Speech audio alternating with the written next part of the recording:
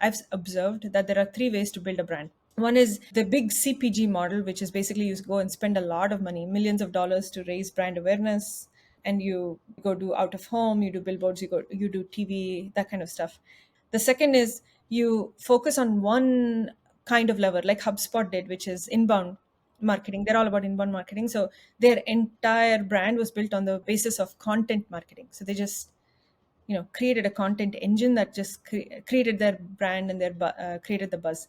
The third one is the more scrappy, resourceful, grassroots kind of brand building, which is you make sure you really identify your ICP and you build a integrated marketing set of strategies around that ICP. So you just build a brand almost from a grassroots level, but very heavily focusing on your ICP and growing with that ICP.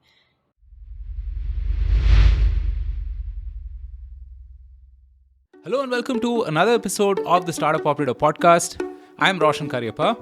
The Startup Operator is where we curate insights on startup execution. Learn everything you need to know on how to build and scale your startup.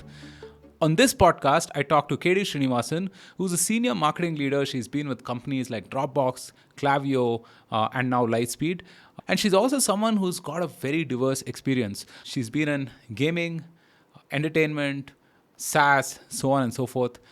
And she has this knack of being strategic and tactical. And she can talk about these things in a way that is easy to digest and assimilate. She's super concise. So this was a fascinating conversation. I certainly liked it, and I'm sure that you will too.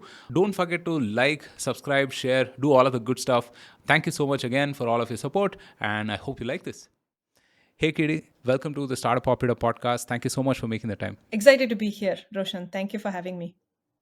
Yeah, I've been meaning to talk to you for a while, ever since I caught your session at Sequoia. And I think we're going to talk a lot about brand and how to build a team and like support a hyperscale startup and so on and so forth. But one thing that is very obvious from your experience, it's so diverse, right? I mean, you've been in entertainment, gaming, retail, from Dropbox to Owlet to Klaviyo and so on and so forth, right?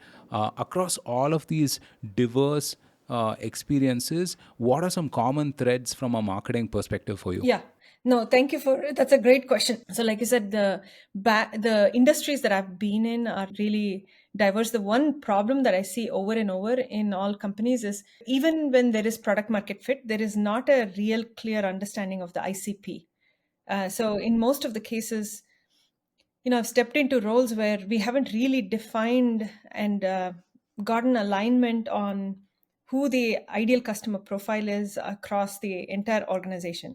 So demand is coming from one particular set of audiences, but the company feels like we need to move in some other direction. And so there's, because of that lack of clarity, what happens is marketing messages get mixed up.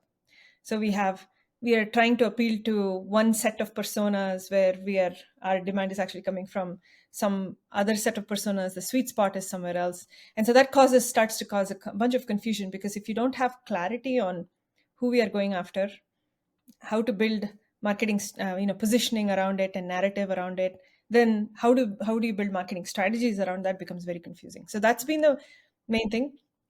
I think, the other common theme I found is that this marketing is just not an island at all, right? In any company, marketing is almost like, I feel like the team is sort of a grand central station in a lot of ways.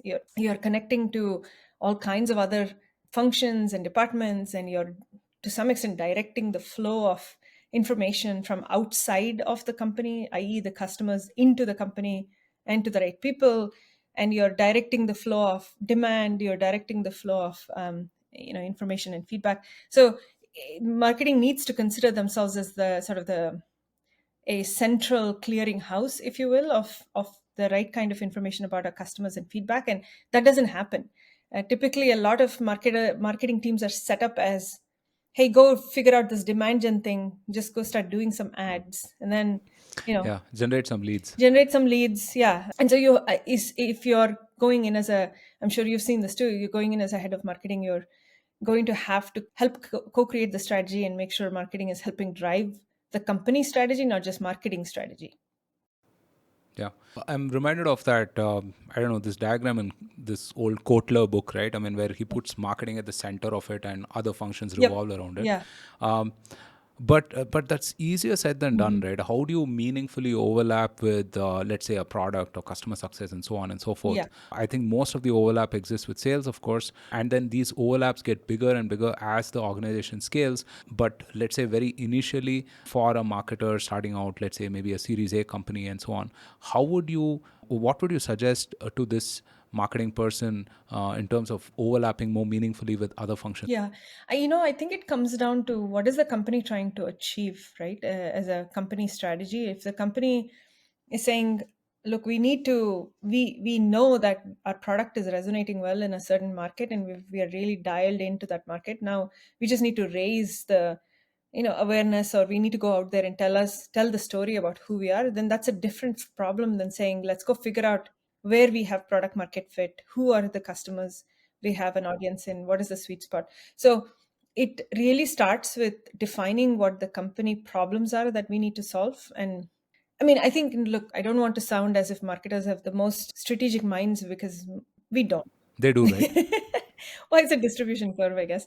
But I mean, I'd say, product and sales, everybody probably thinks they're the center of the world for a company, right? And all of us are needed, and we need to work in an ecosystem. I think what is unique about marketing is because we have different sets of skills within marketing that can flex in different areas. So you have people who are content writers, who are super creative, or designers, and then you have super scientific analytical people on the growth side. So you kind of span the spectrum. It becomes easy for us to try to understand what does the company need, and then figure out how to solve for it. So if you're my advice, and this is what I did, well, some of it I got wrong, some of it I got right when I was in a Series A startup, is just really zone in on the top three problems the company is trying to solve for. And invariably, there's always going to be a marketing component to it, and how you help the marketing component. For instance, I'll tell you, one of our biggest problems was we didn't have product market fit for one of our audiences. So marketing had to do everything from, let's go survey the customers, do some ethnographic studies, and understand who our ICP is, then help the product build the team. And then we got through that, and then we started to look at churn. And churn became a big problem, and said, okay, how do we want to think about churn? So you can't go and do marketing in isolation of what the company context is. And that's the biggest thing that I think pretty much any marketing leader needs to be aware of.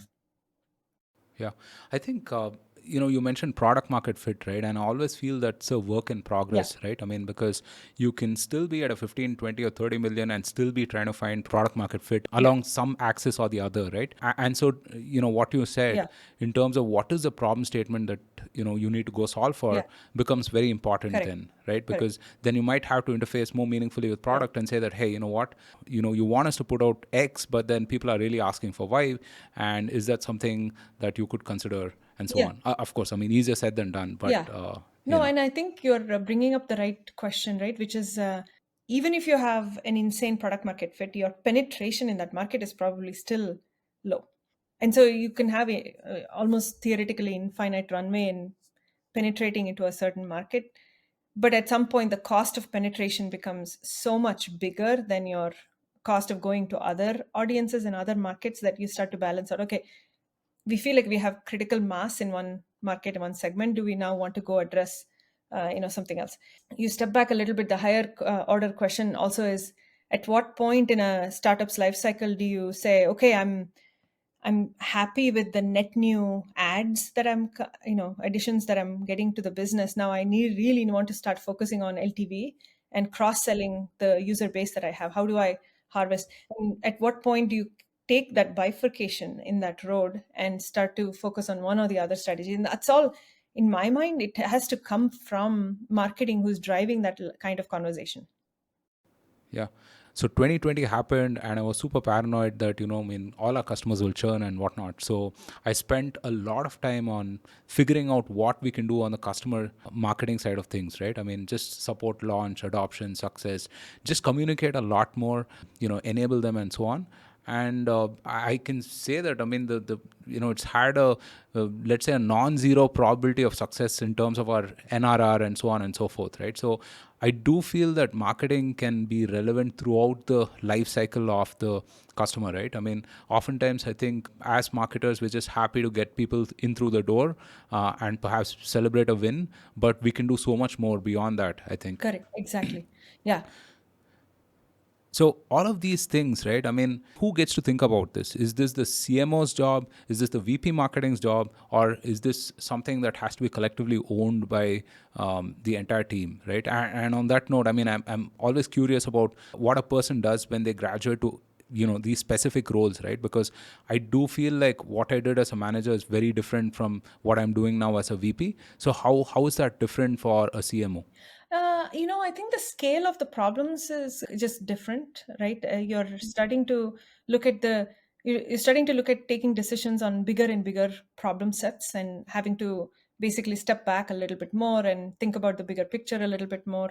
I think that's one aspect of it. The second aspect of it is the consequences of the decisions you take are going to be that much bigger. So that's another thing that you have to know or deal with is when you are in I'd say an executive role, for instance, you are taking decisions as a member of an executive team, not necessarily the leader of your functional department. And that's the biggest transition that I've seen kind of people go through. I'd say the third one is, look, you have as a CMO, you probably have a big bunch of big team who's directly reporting into you, but you also have a large amount of influence on a lot of people, sales or CS or product. They're basically all the people, the ecosystem around you. So whatever you say and do has a ginormous amount of impact. So you have to be necessarily thinking 6 months out. You're saying, based on all of these trends I'm seeing, I think this is what we can expect to get X, Y, and Z. Or I know that we need to do a rebrand. That's going to take us 12 months. So what do I need to do now to put those things in place so that it's going to happen in 12 months? So the time frame of decisions, the time frame of execution just gets lengthened if you're a CMO. But the flip side of that is you also tend to lose sight of the day to day of the business. So you have to be aggressively on top of details and you have to be really understanding the minutia, getting to know the details as much as possible, because otherwise it's so easy to get lost in the strategy and the top level stuff that it's easy to lose sight of what's actually happening. Right. So a lot of startups as they scale, right, and especially pre-IPO, they hire, let's say, an experienced marketing leader from the valley, and that person is the CMO and becomes like the de facto spokesperson for the brand, right? Do you see that work better, or do you see like CEO graduate to that role better? It all depends on the context, of course. I mean, the reason why many pre-IPO companies go for someone who has had a pedigree and experience is taking a company public is a pretty complicated task. There's lots of moving pieces, lots of different stakeholders, and at some point you need to have really think very critically about the story you're trying to tell in across multiple audiences, and manage that. You have to manage a bunch of stakeholders. So I'd say it needs a certain level of experience and expertise, which is why people automatically gravitate towards people who have done that before. Now, that doesn't mean that somebody who hasn't done it can't do it. Obviously, there are extremely talented people and who have potential who can do it. It's just a matter of making sure that you're comfortable, that you're taking a risk on someone who hasn't done it before, that they are the right person, the right set of DNA to do it. I mean, one of the companies I worked for, they went public and the CFO had never taken a company public, but he is just so amazing that, he did a really amazing job in doing that. I wouldn't recommend a CEO to act the role of a CMO, to be honest with you. I think there is some danger in a CEO kind of operating at that level. You want a CEO to be operating at the strategic level, but I would definitely, if you're a CEO, based on your appetite for risk, you either go hire someone or try to hire, I mean, internally give your people a chance. Okay, let's talk about brand. Yeah.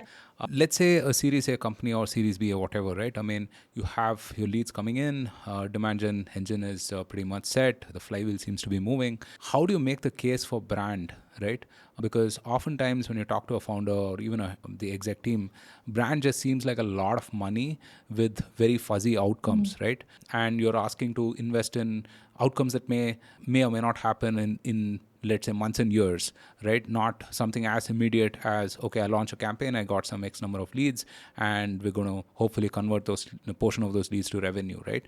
Something not immediate, something not tangible. So how do you make the case for brand in such an environment? Yeah. So, look, the way I think about brand is I've observed that there are three ways to build a brand. One is the big CPG model, which is basically you go and spend a lot of money, millions of dollars to raise brand awareness, and you go do out of home, you do billboards, you do TV, that kind of stuff.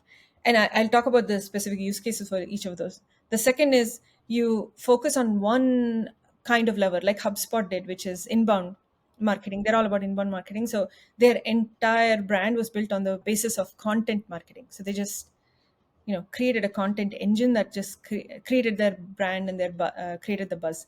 The third one is the more scrappy, resourceful, grassroots kind of brand building, which is you make sure you really identify your ICP and you build a integrated marketing set of strategies around that ICP. So you do events, in certain for that ICP, you really focus on your customers and getting the word of mouth out from your customers. You do very targeted PR, you do very targeted campaigns that drive, certain direct response type of ads. So you just build a brand almost from a grassroots level, but very heavily focusing on your ICP and, growing with that ICP. So the first one is the big blitz strategy. The pros and the use cases there, in my mind, are when you want to get your word out in a big way. You don't have a lot of time, and you just want to make a big splash in a certain market, or so in back in, I'd say, 2019, 2018, there used to be an arms race to own certain categories and own certain keywords, and people had lots of money. So then you would do that. You'd go just splurge on brand and just get the word out there and all that kind of stuff. The second one is you have to be the second strategy, the use cases, you have to be very, very, very clear what the problem is that you're solving for your customers. You know what your customers are, and you give them exactly what they want. And it does take time, but you have to be 100% invested behind it.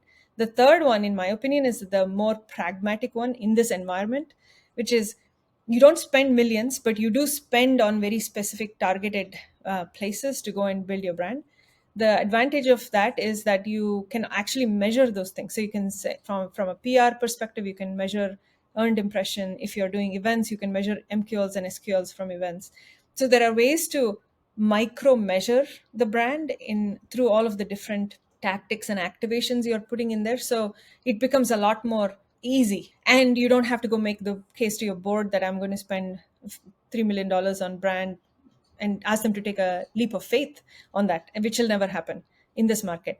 To me, that's the way you start thinking about digesting the brand. Now, if you get to a certain point where you are like, okay, now we are seeing organic traffic go up, we are seeing that our inbound lead quality is improved quite a bit, and then you say, okay, now we have an expansion opportunity to go into X, Y, and Z, then you start to get more aggressive, but it becomes part of a process. Oftentimes brand is an afterthought, Yeah. right? I mean, so there's a lot of moving parts and a lot of legacy that one has to maneuver, basically, Yeah. right? Simply getting all of the stakeholders in a room is just so challenging. Yeah.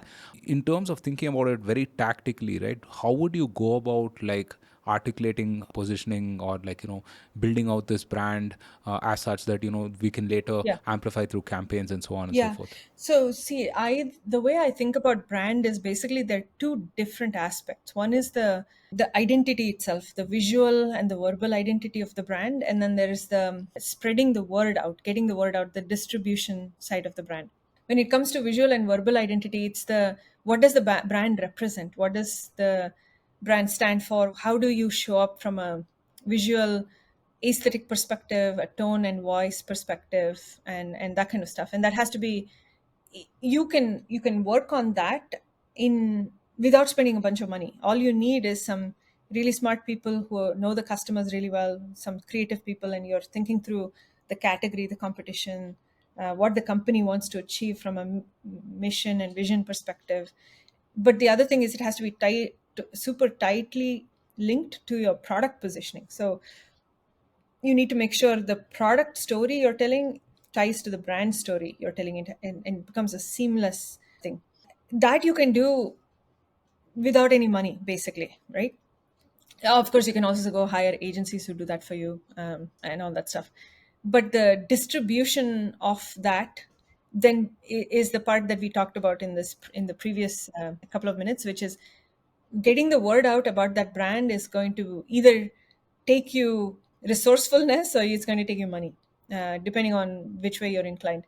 So in my opinion, brand should the first part of it, to answer your question, it should not be an afterthought. It should be something that you all sit together and do as a company. Your chief product officer should be completely aligned with your chief revenue officer, who should be completely aligned with the CEO or the COO on what does the brand represent, who is the company, who is the brand, what is the product, how does the product show up in the brand.